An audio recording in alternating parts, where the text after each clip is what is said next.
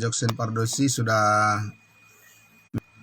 Amin. Ya, amin. Selamat pagi. Salam buat kita semuanya. Salam sehat semuanya. Tetap semangat ya, Bapak Ibu Saudara ya. Oke, hari ini hari libur ya. Biarlah semua kita mendapatkan yang terbaik ya dalam setiap keberadaan kita semua pada hari ini ya. Baik, kita akan langsung saja saudara-saudaraku semua, sebelum kita melanjutkan aktivitas kita yang lain, mari kita tundukkan hati kita. Kita akan berdoa bersama-sama, merenungkan lagi kebaikan Tuhan melalui firman-Nya. Mari kita berdoa. Syukur bagimu ya Bapa di surga. Terima kasih Tuhan. Benar ya Tuhan, kami sungguh mengakui besar anugerah-Mu ya Tuhan. Berlimpah kasih-Mu bagi kami semua. Apapun keberadaan yang kami alami saat ini, tapi di dalam kasih Kristus kami selalu terpelihara dengan sempurna. Terima kasih Bapa. Kami kembali membuka hati dan pikiran kami untuk terus dibenahi, diperlengkapi, dan dibukakan lagi pintu-pintu pengertian kami Tuhan tentang besarnya kasih Kristus dalam hidup kami, dan bagaimana kami menyikapi hal-hal yang terjadi di dunia ini. Kami tidak akan terseret oleh arus dunia, tapi kami terus dipimpin oleh Roh Kudus kepada semua kehendak Tuhan yang terbaik dalam hidup kami, baik kemarin, hari ini, dan untuk selamanya. Dalam nama Tuhan Yesus kami berdoa. Amin. Puji Tuhan. Baik, saudara-saudaraku, kita akan masih terus bertekun di dalam pembelajaran kita dari kitab Efesus, dan saya melihat bahwa di tahun 2026 ini, saudara-saudara, kita akan menghabiskan waktu kita untuk mempelajari kitab Efesus, dan karena ini berbicara tentang siapa diri kita di hadapan Tuhan Yesus. Amin. Karena kalau berbicara tentang siapa diri kita di hadapan dunia, ya itu gampang menjawabnya, Bapak Ibu Saudara ya. Setiap hari bisa kita dengan mudah melihat tentang kehidupan kita ya, dan dengan siapa kita berhubungan, berkomunikasi, dan apa yang kita kerjakan, dan apa hasil daripada pekerjaan kita bisa diukur semuanya kan Bapak Ibu Saudara ya, bisa kita lihat ya. Namun saudaraku yang dikasihi Tuhan Yesus, supaya kita tidak hanya melihat batas-batas daripada kehidupan itu hanya dari pandangan secara kasat mata yang terbatas, maka kita harus masuk kepada suatu konsep daripada kehidupan yang baru yang tidak terbatas. Amin. Yang unlimited ya, yang tidak terbatas. Jadi karena itulah maka saudara-saudaraku, kita bertekun semua memahami tentang siapa diri kita sebagai orang-orang yang sangat berharga di mata Tuhan, yang sudah ditebus oleh darah Kristus Yesus, yang disucikan oleh pengorbanannya. Maka sekarang kita semua boleh bermegah di dalam Tuhan. Amin. Ya, sekalipun kita tidak bermegah di dalam dunia, tapi adalah jalan yang terbaik bermegah di dalam Tuhan. Amin. Karena itu artinya seluruh hidup kita ditetapkan oleh Tuhan menurut kehendaknya, dan kita tahu itu pasti aman. Amin. Nah, Bapak Ibu Saudaraku yang terkasih dalam Kristus Yesus, kita masih akan lanjutkan lagi setelah kemarin, saudara-saudara, dari Efesus pasal 2, kita masih melihat ayatnya yang kedua, dikatakan bahwa kamu hidup di dalamnya karena kamu mengikuti jalan dunia ini, karena kamu menaati penguasa kerajaan angkasa, yaitu roh yang sekarang sedang bekerja di antara orang-orang durhaka. Ini adalah sekilas potret gambar daripada kehidupan kita yang lama. Betul ya, Bapak Ibu ya? Jadi bukan kita fokus kepada hidup kita yang lama, tapi kita juga harus tahu cerita hidup kita itu dari mana, kemana, ya, dan sekarang, dan bagaimana nanti. Amin.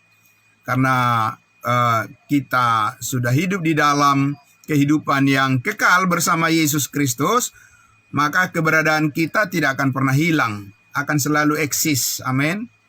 Ya, mungkin dunia tidak memandang kita siapa-siapa, tidak apa-apa. Tapi di dalam Tuhan Yesus kita adalah orang-orang yang sangat berharga dan orang-orang yang dipimpin oleh kasih yang terus mengajar kita untuk mengerti makna daripada kehidupan, sehingga kita bisa tetap mengucap syukur senantiasa dan hidup dalam damai sejahteranya dan sukacitanya. Amin. Itu maksudnya, Bapak Ibu Saudara. Oleh karena itulah, maka kemarin kita sudah lihat satu bagian berkaitan dengan 2 Timotius 4 ayat 10 dikatakan, ya, Demas telah mencintai dunia ini, kata Rasul Paulus. Ya, Rasul Paulus tentu mempunyai tim pelayanan. Ya, dia mempunyai orang-orang yang satu tim di dalam pelayanannya. Tapi tahukah Bapak Ibu Saudara, sama seperti Tuhan Yesus, ada 12 muridnya, ada nggak yang menyimpang Bapak Ibu Saudara? Ada. Haruskah menyimpang? Tidak harus, tapi kenyataannya manusia begitulah. Ya, bahwa tidak ada yang bisa menjamin seseorang itu akan tetap setia selain daripada orang itu sendiri yang bergantung pada kasih karunia Allah. Ya, dan kita sudah lihat bahwa Rasul Paulus itu, saudara, begitu luar biasa dia dipakai Tuhan.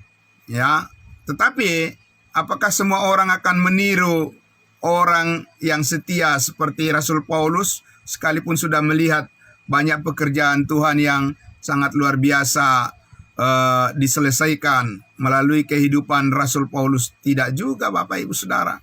Karena apa itu tadi? Ya, karena kamu mengikuti jalan dunia ini. Artinya orang percaya, orang kudus, orang beriman, ya, orang Kristen yang tidak mempunyai tekad untuk terus bertumbuh di dalam anugerah Tuhan, maka siap-siaplah masa lalu akan menyeret kembali kepada jalan dunia ini. Jalan dunia ini, ya, artinya Bapak Ibu Saudara, adalah sebuah sistem pemikiran manusia yang dikendalikan oleh roh-roh jahat di udara. Manusia tidak tahu itu secara jasmani. Dengan ilmu pengetahuan yang tinggi pun, dengan AI, ya, artificial intelligence, kecerdasan buatan pun tidak akan tahu bagaimana cara kerja roh-roh di udara mengendalikan pikiran manusia supaya mengikuti jalan dunia yang menuju kepada kebinasaan. Hanya dengan pikiran Kristus itu bisa kita sadari, bisa kita lihat, bisa kita amati, dan bisa kita hindari, ya, bisa kita jauhkan hanya dengan pikiran-pikiran Kristus yang dinyatakan di dalam firman kebenarannya, sehingga saudara-saudara dan saya, ya, terus bertekun untuk memahami seperti apa jalan pikiran dunia dan seperti apa jalan pikiran Tuhan, sehingga kita tidak terseret dengan jalan pikiran dunia. Dikatakan di situ tadi, karena mentaati penguasa kerajaan angkasa itu adalah roh-roh yang sekarang sedang bekerja di antara orang-orang durhaka. Nah, sekilas Bapak Ibu Saudara, kalau kita lihat konteks daripada Paulus menulis surat Efesus kepada orang-orang percaya, orang-orang Kristen, orang-orang kudus di kota Efesus ini, itu adalah sebuah kota berhala, Bapak Ibu Saudara, ya, kota yang sangat padat, ya, dan di mana orang-orangnya di sana adalah penduduk yang sudah sangat banyak, mereka memiliki kekayaan secara duniawi, ya, dan karena mereka sudah banyak, ya, memiliki kekayaan duniawi, mereka berpikir bahwa mereka sudah benar di hadapan Allah karena mereka sudah terpenuhi apa yang menjadi tujuan-tujuan pikirannya sendiri. Maka kita kenal di kota Efesus itu ada namanya berhala Dewi Artemis, ya, atau berhala Diana, patung Diana, ya, Bapak Ibu Saudara. Itu adalah patung di mana beribu-ribu orang yang melakukan pelanggaran moral, perzinahan, dan segala macam, dan segala dosa yang menjijikan di hadapan Tuhan. Mereka melakukan hal-hal itu, saudara, dan tentunya, saudaraku, kalau kita lebih jauh lagi memahami bahwa bukan hanya itu yang dimaksud dengan dosa, bukan hanya mencuri, ya, iri hati, kemudian membenci dan sebagainya. Ya, pengertian daripada dosa bukan hanya sebatas itu, Bapak Ibu Saudara. Karena ada juga orang-orang yang tidak mengenal Yesus berhenti juga dari perbuatan-perbuatan yang seperti itu. Apakah itu sudah menjadi benar di hadapan Tuhan? Tidak juga, Bapak Ibu Saudara. Jadi kita harus melihat lebih jauh dari itu, pengertian daripada dosa, ya, yang menjadi sumber daripada malapetaka bagi manusia, jauh daripada, masih jauh lebih dalam pengertiannya dari hanya sekedar apa yang kita lihat dari perbuatan-perbuatan kesalahan yang dibuat oleh manusia. Kenapa, Bapak Ibu Saudara? Karena sekarang, ya, saya sampaikan sekali lagi bahwa sekarang ini, ya, yang menjadi permasalahan buat Tuhan Allah, ya, bukan masalah dosa itu lagi, Bapak Ibu Saudara. Ya, karena apa? Karena semua dosa sudah diselesaikan oleh Tuhan Yesus di atas kayu salib. Amin. Jadi permasalahannya apa sekarang bagi manusia, ya, di hadapan Allah adalah ketidakpercayaan, itulah yang menjadi masalah. Ya, orang-orang yang tidak percaya kepada apa yang dilakukan oleh Yesus Kristus, pengorbanannya di atas kayu salib, itulah yang menjadi sumber masalah. Ya, kita tahu, Bapak Ibu Saudara, Rasul Paulus ini sebelum dia diselamatkan, dia adalah seorang Farisi. Dia adalah seorang tokoh agama Yahudi, pemimpin agama Yahudi yang sangat setia, taat, luar biasa, saleh hidupnya, ya. Tapi Bapak Ibu Saudara, apa yang dia lakukan kepada para pengikut Yesus Kristus, apa yang dia lakukan di hadapan Tuhan, dia menganiaya orang-orang yang menjadi pengikut Kristus.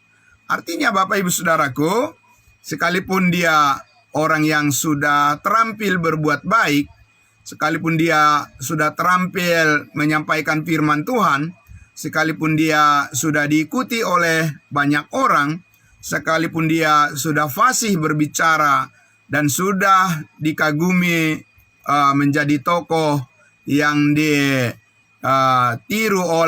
diikuti oleh banyak orang, ya, tapi di hadapan Allah, Bapak Ibu Saudaraku, ya, manusia, semua orang tidak akan bisa menjadi benar di hadapan Allah hanya karena apa yang mereka sudah perbuat sedemikian rupa membuat banyak orang terkagum-kagum, ya. Nah, Bapak Ibu Saudaraku, karena apa? Karena sebetulnya dosa itu adalah ketidakpercayaan, ya. Bapak Ibu Saudara, sekarang ini dosa yang paling besar yang hidup di dalam hati manusia, sehingga lebih mudah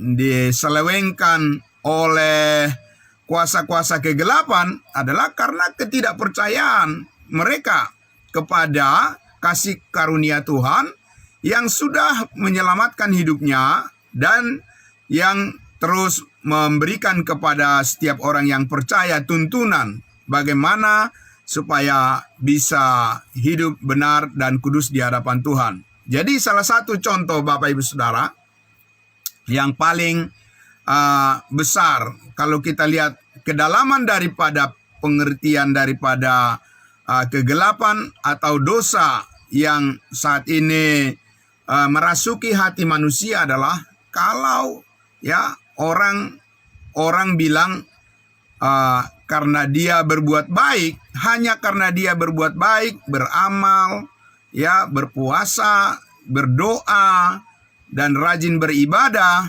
ya mereka mengatakan dengan perbuatan-perbuatan itulah mereka akan diterima oleh Tuhan di dalam sorga, diselamatkan ke sorga karena perbuatan-perbuatan baik yang mereka lakukan. Dan Bapak Ibu Saudara, saat ini itulah permasalahan yang ditujukan kepada Tuhan yang paling besar oleh manusia, menentang kehendak Tuhan. Ya, kenapa menentang kehendak Tuhan? Mari kita lihat dulu di dalam 2 Timotius pasal 1, Bapak Ibu Saudara. Ya, 2 Timotius pasal 1. Mari kita lihat, saudara-saudaraku. Ya. Dari kita lihat dari ayatnya yang ke-7, ya. 2 Timotius pasal 1 dari ayatnya yang ke-7, ya. Baik, saya akan membacakan untuk kita, saudara-saudaraku, di 2 Timotius pasal 1 ayat 7. Sebab Allah memberikan kepada kita apa? Bukan roh ketakutan, ya, melainkan roh yang membangkitkan kekuatan, kasih, dan ketertiban. Nah, itu pegang dulu ya saudara. Itu satu hal di tangan kita pegang. Ya, itu sudah kita pegang. Bahwa Tuhan memberikan kepada kita, ya, dikatakan bukan roh yang menghadirkan ketakutan. Itu dari dunia. Roh ketakutan itu, ya, roh ketakutan, ya, yang selalu memikirkan pikiran yang negatif, ya, Bapak Ibu Saudara, itu adalah berasal dari roh-roh yang sekarang sedang bekerja di dalam diri orang-orang durhaka, ya, setan-setan dan iblis itu bekerja untuk membuat manusia merasa ketakutan, ya. Dan karena dia tahu kalau manusia takut sudah pasti lebih mudah dikuasai. Tapi dikatakan Tuhan memberikan kepada kita roh yang membangkitkan kekuatan, kasih, dan ketertiban, yaitu Roh Kudus. Amin. Kan ketika kita percaya, kita sudah dimeteraikan dengan Roh Kudus. Roh Kudus itulah yang mengendalikan hati dan pikiran kita. Karena di dalam kehendak daripada Roh Kudus itu, kita selalu sadar bahwa kita orang-orang yang sangat dikasihi Tuhan. Amin. Sehingga kita boleh merasa kedamaian yang daripada Tuhan, yang mengendalikan hati dan pikiran kita, dan bukan ketakutan dan kekhawatiran. Nah, sekarang ayat 8 dikatakan, jadi janganlah malu bersaksi tentang Tuhan kita, dan janganlah malu karena aku seorang hukuman karena dia, melainkan ikutlah menderita bagi Injilnya oleh kekuatan Allah. Bapak Ibu Saudaraku yang dikasihi Tuhan Yesus, ikutlah menderita untuk kebenaran Injil. Siapa yang mau, Bapak Ibu Saudara? Ya, manusia ingin bersenang-senang, bukan? Siapa yang mau ikut menderita karena Injil Kristus, karena memberitakan salib Kristus? Berapa orang? Ya, Bapak Ibu Saudara. Tidak banyak, Bapak Ibu Saudara. Ya, karena apa? Karena manusia tidak terbiasa ya untuk berpikir bahwa hidup itu ada rahasianya, ya. Hanya manusia biasanya berpikir ya apa yang di pandangan umum saja. Apa yang di pandangan umum? Ya kalau orang itu banyak berkatnya, banyak materinya, banyak uangnya, ya dia bisa membeli apa saja yang dia mau. Ya, orang berpikir bahwa ya, itulah yang harus diikuti, contoh yang harus ditiru. Bapak Ibu Saudara, tidak demikian. Dan itu yang menyebabkan manusia selalu berpikir kalau penderitaan itu adalah satu hukuman, satu kutukan dari Tuhan. Tidak, Bapak Ibu Saudara, salah itu. Ya, penderitaan tidak selalu merupakan bentuk daripada hukuman dari Tuhan. Memang penderitaan yang terjadi di dunia ini itu adalah akibat daripada dosa. Betul Bapak Ibu? Ya, itu akibat daripada dosa-dosa manusia. Tapi ya, tidak semua jenis penderitaan itu adalah merupakan hasil daripada dosa. Yesus Kristus menderita atau tidak? Menderita. Apa itu karena dosanya? Tidak sama sekali. Bapak Ibu Saudara, amin? Iya. Jadi kalau kita mengalami tekanan ekonomi, tekanan kesehatan, ya Bapak Ibu Saudara, kesulitan di dalam hal pekerjaan dan sebagainya, jangan salah paham dan jangan salah menilai Tuhan, amin? Tuhan tidak menghukum Bapak Ibu Saudara. Jangan katakan itulah Tuhan sudah menghukum saya karena saya banyak salah. Itu keliru Bapak Ibu Saudara. Kita tidak boleh mengatakan itu. Karena apa? Ya, karena semua kesalahan kita sudah dihapuskan, diampuni oleh Tuhan Yesus di atas kayu salib, dan bahkan bukan hanya darahnya, tapi nyawanya juga sudah dikorbankannya untuk menebus hidup kita dan menyucikan kita dari segala dosa supaya kita layak di hadapannya. Jadi, lalu bagaimana Bapak Ibu Saudara? Lihat saja di sini Paulus katakan, ya, bahwa jangan malu bersaksi tentang Tuhan kita sekalipun ada resikonya. Tidak apa-apa, jangan takut. Karena apa? Tuhan tahu semuanya itu tidak akan mencelakai hidup kita. Semuanya itu adalah cara Tuhan untuk melatih kita untuk lebih taat kepadanya, dan dia selalu menyertai kita, amin. Sama seperti ya orang tua yang melatih anak-anaknya, ya meskipun tidak selalu memberikan apa yang menurut kemauan daripada anaknya, tetapi itu tidak berarti orang tua tidak mendampingi anaknya, pasti didampingi, amin, Bapak Ibu Saudara. Nah, oleh karena itulah maka di situ tadi dikatakan bahwa ikutlah menderita bagi Injilnya oleh kekuatan Allah. Amin. Artinya kita harus selalu bersandar pada kekuatan Allah, karena ini bukan menurut kemauan kita sendiri. Ya, bahwa menyaksikan berita kabar baik tentang Yesus Kristus itu bukan istilahnya, kalau pinjam istilah proyek, ya, itu bukan proyeknya manusia, itu proyeknya Tuhan. Ya kan, Bapak Ibu Saudara? Jadi karena itu Tuhanlah yang paling tahu bagaimana supaya itu berhasil. Amin. Nah, oleh karena itulah saudaraku, maka dikatakan, ikutlah menderita bagi Injil Kristus oleh kekuatan Allah. Maka yang sangat penting kita tanya adalah, di mana sumber kita untuk mendapatkan kekuatan Allah? Amin. Itu saudara. Supaya apa? Jangan kita mengikuti jalan dunia ini yang selalu mengandalkan kekuatannya sendiri, mengandalkan pikirannya sendiri, mengandalkan kepintarannya sendiri, dan mengandalkan segala sesuatu apa-apa menurut ya pikirannya yang terbatas dan pikirannya yang dikatakan sudah tidak lagi menjadi satu sumber yang benar-benar bisa mengcover segala permasalahan dalam kehidupan kita. Kita membutuhkan kekuatan yang lebih besar kan Bapak Ibu Saudara. Dengan banyaknya tekanan masalah kehidupan sekarang ini, kita membutuhkan kekuatan yang melampaui daripada masalah-masalah yang kita hadapi. Ya. Nah, karena apa? Karena kalau kita mengandalkan kekuatan kita sendiri, ya kita kan semua kita sudah pernah gagal kan Bapak Ibu Saudara. Ya kan? Siapa di sini di antara kita yang merasa bahwa dirinya tidak pernah gagal? Semua ya orang, baik orang tidak percaya maupun orang percaya, pasti pernah mengalami kegagalan.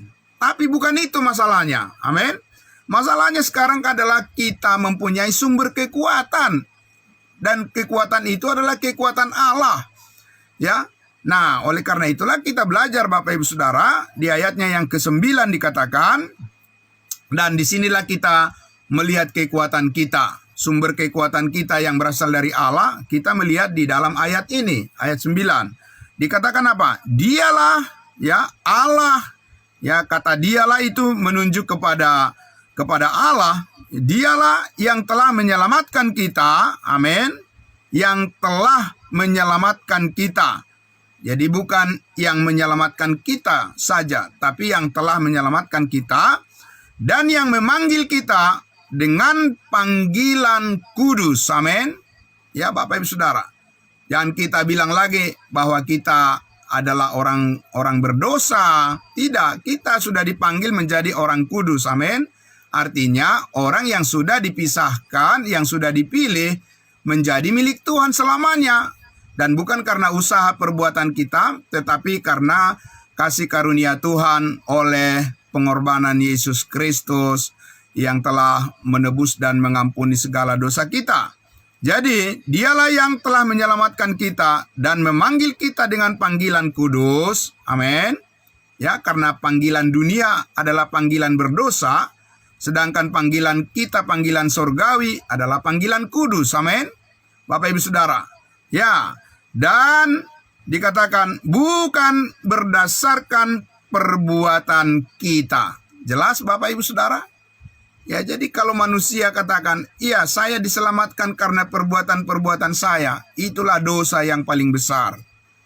Karena apa Bapak Ibu Saudara? Karena itu sengaja melawan apa yang dikatakan firman Allah. Bukan karena perbuatan kita.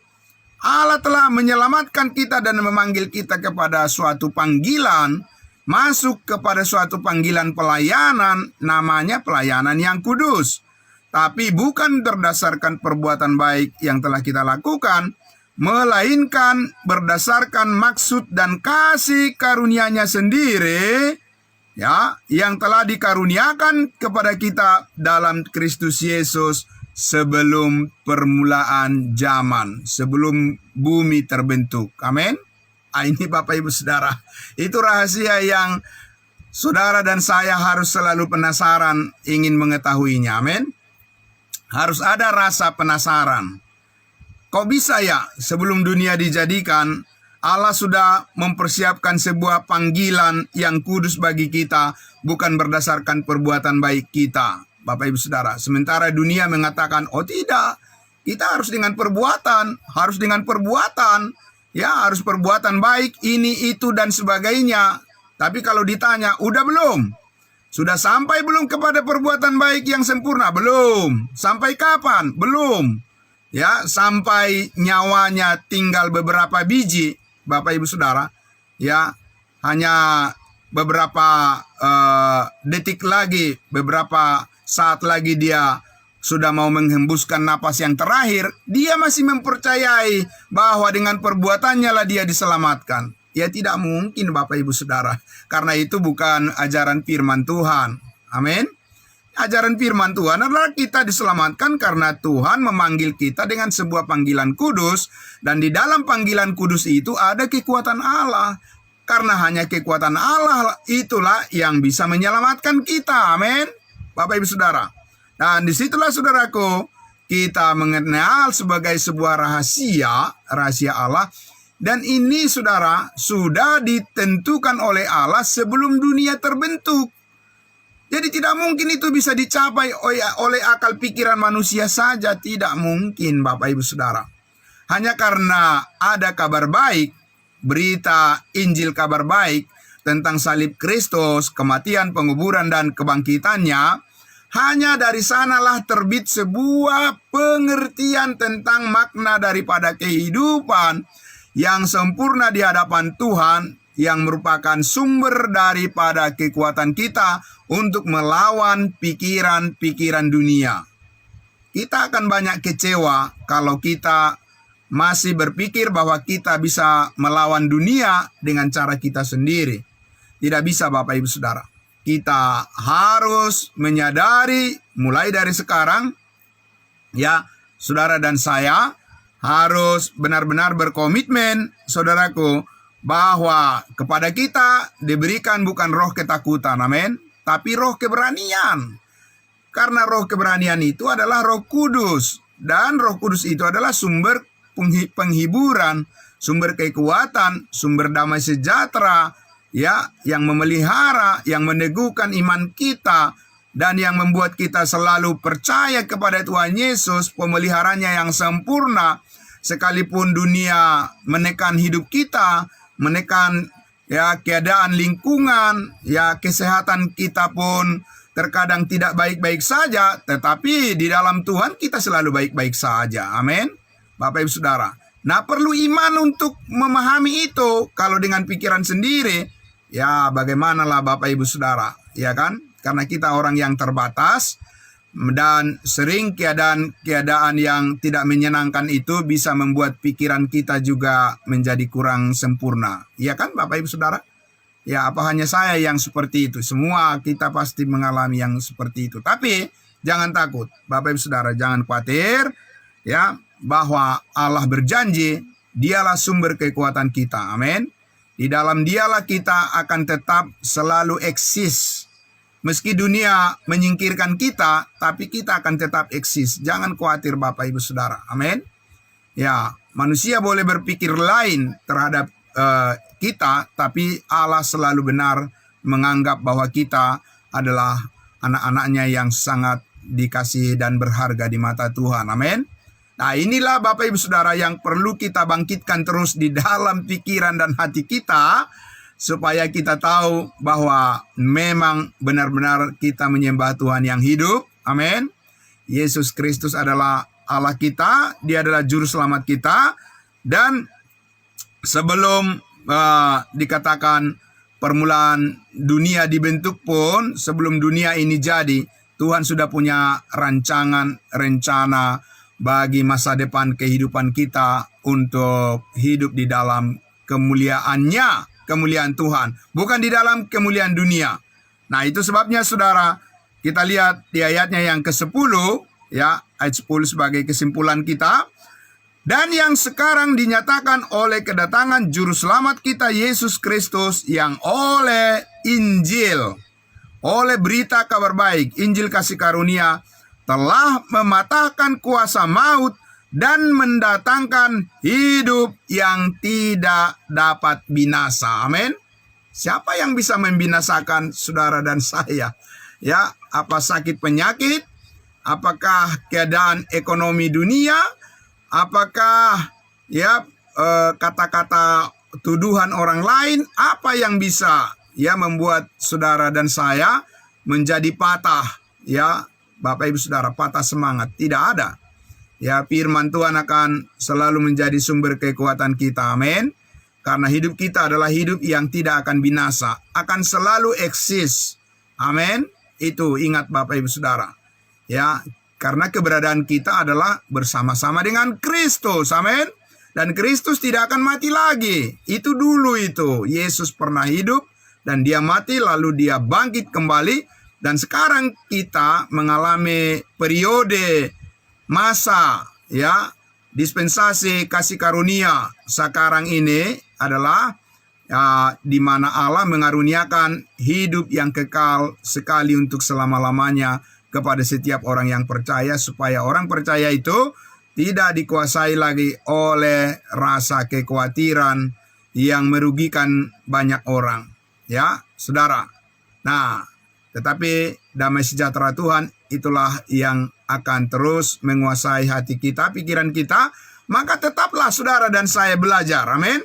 Karena dengan kita belajar kepada kebenaran firman Tuhan, ya, maka sukacita kita itu selalu digali dan diperdalam. Amin. Damai sejahtera kita semakin dipenuhkan oleh Tuhan. Dan Tuhan memberikan jalan keluar terhadap semua masalah-masalah yang kita hadapi. Karena Tuhanlah yang menentukan, Tuhanlah yang merancangkan supaya kita ini bisa menjadi berkat bagi banyak orang. Amin. Nah, itu Bapak Ibu Saudaraku. Saudaraku yang dikasihi Tuhan Yesus, masih banyak hal yang akan kita bicarakan, ya, berkaitan dengan kehidupan kita yang baru di dalam Kristus Tuhan. Dan pastikan Bapak Ibu Saudara, besok kembali kita akan bersama-sama dalam ibadah saat teduh kita ini. Pada pagi hari ini cukup sekian dulu, saudaraku, dan tetap semangat untuk beraktivitas. Saudaraku, ya, mari kita terus saling mendoakan. Biarlah Tuhan mengaruniakan segala berkat rezeki buat kita semua. Sehat selalu semuanya, saudara-saudaraku. Tetap semangat. Dan kita terus akan berjumpa di dalam pertemuan-pertemuan kita seperti ini, supaya kita bisa sama-sama saling mendoakan satu dengan yang lain dan bertumbuh bersama-sama mengenali kasih Kristus yang selalu membangkitkan akan rasa nyaman di dalam kehidupan kita ini. Amin. Mari kita berdoa. Bapa dalam surga, terima kasih. Sungguh banyak hal yang ingin kami pelajari ya Tuhan. Rahasia-rahasia firman-Mu yang terus disingkapkan akan membuka jalan pikiran kami untuk melangkah lebih yakin lagi bahwa Tuhan selalu membela kehidupan kami. Dan terima kasih ya Tuhan, karena kami ada di pihak Tuhan dan Tuhan ada di pihak kami. Kami adalah orang-orang yang lebih daripada pemenang. Dan kami bersyukur ya Tuhan, Engkau yang melakukan itu bagi kami semua. Dan biarlah kami merendahkan hati kami selalu tunduk kepada setiap kebenaran-Mu. Di dalam nama Tuhan Yesus kami berdoa. Haleluya, puji Tuhan, amin. Selamat pagi saudaraku semuanya. Terima kasih, salam semua.